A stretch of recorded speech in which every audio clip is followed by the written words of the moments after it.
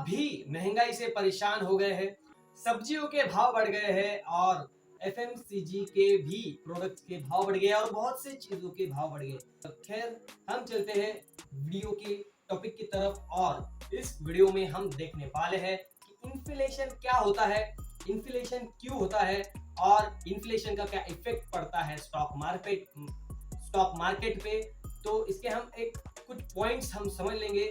तो चलिए हम वीडियो को शुरू करते हैं। तो सबसे पहले हम देखते हैं दोस्तों कि इन्फ्लेशन का अर्थ क्या होता है, यानी कि इन्फ्लेशन का मतलब क्या होता है। अब इसका बहुत कॉम्प्लेक्स आंसर नहीं है, सिंपल है कि इन्फ्लेशन का अर्थ होता है भाव का बढ़ना, यानी प्राइस रेज होना, प्राइस बढ़ना। और डिफ्लेशन का अर्थ होता है कि प्राइस कम होना। ये अपोजिट वर्ड है, ये ध्यान में रखें। और सिर्फ इतना ही है, ज्यादा कोई कॉम्प्लेक्स नहीं, सिर्फ इतना ही है, खत्म। इतना ही इसका मीनिंग है। रुको रुको, अभी पिक्चर बाकी है, क्योंकि अभी हम देखेंगे कि इन्फ्लेशन क्या होता है। ये तो हमने देख लिया, अभी हम देखेंगे कि इन्फ्लेशन क्यों होता है।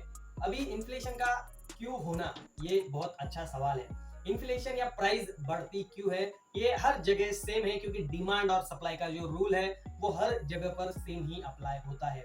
अभी प्राइस कब बढ़ती है, मैं आपको एक शॉर्ट में बता देना चाहता हूँ। जब डिमांड जो है वो बढ़ती है और सप्लाई जो है कम होती है, या डिमांड कांस्टेंट रहती है और सप्लाई कम हो जाती है, या सप्लाई कम हो जाती है और डिमांड बढ़ जाती है, तो ऐसे केस में प्राइस बढ़ता है। अब ये क्यों होता है, ये भी हमें देखना है। तो कुछ पॉइंट्स मैंने निकाल के रखे हैं, तो देखते हैं। सबसे पहला पॉइंट है दोस्तों उसमें कि कॉस्ट ऑफ प्रोडक्शन का बढ़ना। यानी कॉस्ट ऑफ प्रोडक्शन का एग्जांपल अगर आपको दूं, अगर आप किसी प्रोडक्ट को बढ़ाते हैं, क्यों बढ़ाते हैं, क्योंकि उसकी जो कॉस्ट ऑफ प्रोडक्शन है, मतलब उसको बनाने में जो चीजें लग रही है उसके रेट बढ़ना, ऑटोमेटिकली जो एंड प्रोडक्ट है उसका ऑटोमेटिकली रेट बढ़ जाता है।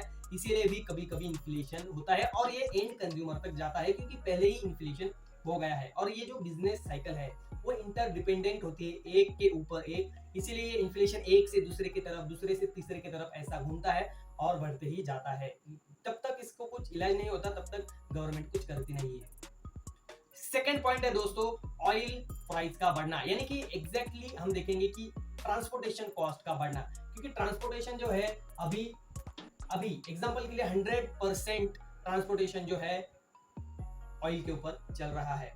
तो ऑयल अगर बढ़ता है, ऑयल की प्राइस अगर बढ़ती है, ऑयल चाचा अगर ज्यादा हवा में उड़ते हैं, तो ऑटोमेटिकली ट्रांसपोर्टेशन चार्जेस ज्यादा आएंगे और कंपनीज को ज्यादा पे करना पड़ेगा और कंपनीज प्रोडक्ट के प्राइस बढ़ा देंगे और ऑटोमेटिकली इन्फ्लेशन भी बढ़ेगा। ये दो पॉइंट बहुत ही ज्यादा इंपॉर्टेंट है अभी के मार्केट के लिए। और इतने ही पॉइंट नहीं है, ये इकोनॉमी डायनेमिक है, इसीलिए इसके बहुत से पॉइंट हो सकते हैं। जैसे कि अभी हमारी जो इकोनॉमी है वो ग्रोइंग इकोनॉमी है, तो जब अनएम्प्लॉयमेंट कम होती है तो वेजेस का जो पेमेंट है वो भी ज्यादा होता है और लोगों के पास ज्यादा पैसा आने से लोग ज्यादा खर्च भी करते हैं और उसके वजह से डिमांड बढ़ती है और सप्लाई कम पड़ता है, इसीलिए प्राइस इन्फ्लेशन बढ़ता है।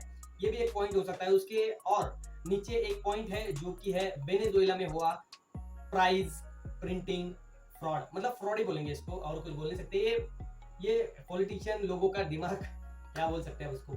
तो ये भी है, वेनेजुएला में हो चुका है ज्यादा पैसे प्रिंट करना। अभी हमारे इधर तो नहीं, हमारे इधर ज्यादा मैच्योर्ड लोग हैं, आरबीआई हो गया और प्रिंटिंग में जो भी काम करते हैं वो, मतलब ये सारी प्रिंटिंग नहीं, जो उधर पैसों की प्रिंटिंग में और पैसों की जो हिसाब में रखते हैं वो, जैसे कि आरबीआई। अभी आपको मैं ये दोस्तों बता देना चाहता हूँ कि बहुत ही ज्यादा लोग जो है वो इसको डायनेमिकली नहीं सोचते, एक रीजन की वजह से अपना जो इन्वेस्टमेंट डिसीजन है वो ले लेते। तो ऐसा नहीं करना है, आपको पूरे तरीके से आपको एनालाइज करना है, फिर आपका इन्वेस्टमेंट डिसीजन लेना है। अब ये हो गया कि अब ये हो गया कि इन्फ्लेशन क्या है, अब इन्फ्लेशन क्यों है ये भी हमने देख लिया। अब हम देखेंगे दोस्तों कि इन्फ्लेशन का इफेक्ट क्या पड़ता है स्टॉक मार्केट पे।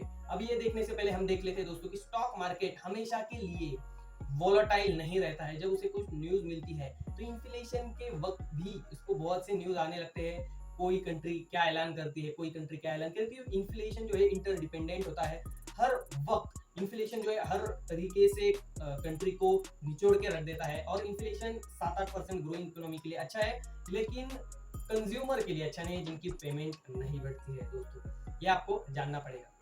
अब पहला तो है स्टॉक मार्केट बहुत ज्यादा वोलेटाइल होता है कि नहीं? वोलेटाइल होता है क्योंकि न्यूज यहाँ से आ रही, वहां से आ रही, तो डिसीजन तो बाय और सेल करने में कंफ्यूज हो जाते हैं लोग। और कोई बाय करता है कोई सेल करता है, तो मार्केट अभी बहुत ज्यादा वोलेटाइल हो जाता है। तो आपने देखा भी होगा, आपने एक्सपीरियंस भी करा होगा।